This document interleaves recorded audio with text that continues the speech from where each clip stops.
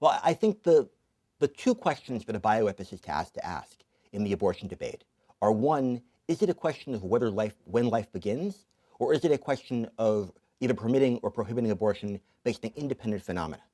If you're interested in the question of when life begins, then the motivation for the pregnancy should be utterly irrelevant to your decision making.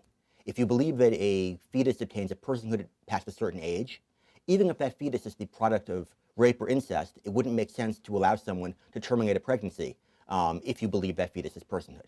In contrast, there are other reasons one might oppose abortion rights, independent of when the fetus begins, when life begins. One might say, I acknowledge that fetuses aren't human beings. Life doesn't begin until birth. But if we ban abortion, we reduce the likelihood of teenage pregnancy, sexually transmitted disease. We can reverse the social and sexual revolution of the 1960s, which many people do advocate and do believe. And from their point of view, whether or not the fetus is a human being is an irrelevant question. I think as a society today, and bioethicists particularly, have largely focused on the question of when life begins. I am fairly radical in my views, in the sense that I would permit abortion up to the point of birth. I think that the arbitrary distinction that fetuses acquire personhood at a certain point is simply too gray an area and too uncertain a premise to enforce in law. The example I always use, and it's somewhat trivial, but at the same time evinces the question well, I think, is small children making Jell-O. If you have a small child making Jell-O, they put the colored water in the refrigerator, they run away, they come back 30 seconds later, they put their finger in the Jell-O. Is it colored water or is it Jell-O? And they do this over and over again until suddenly, miraculously, it becomes Jell-O. The development of a fetus operates the same way. Birth is an easy guideline.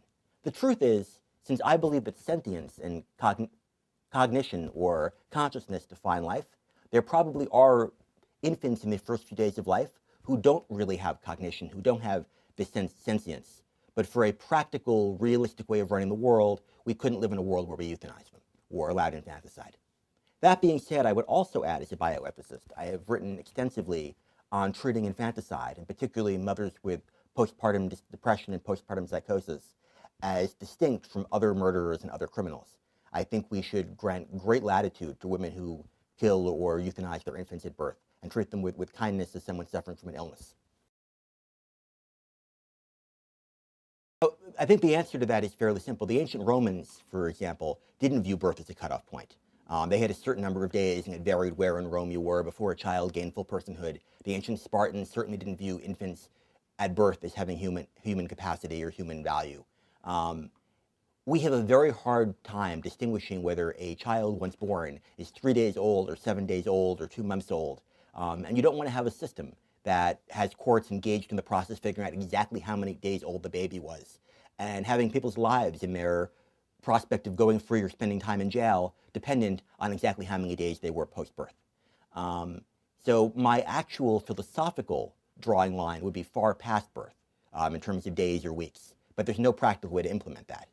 You could easily figure out how many days before birth or how many trimesters, how many weeks a fetus was with ultrasound, but there's no point along that parameter where I would feel that a child or a fetus has enough capacity, enough sentience to be considered a human being.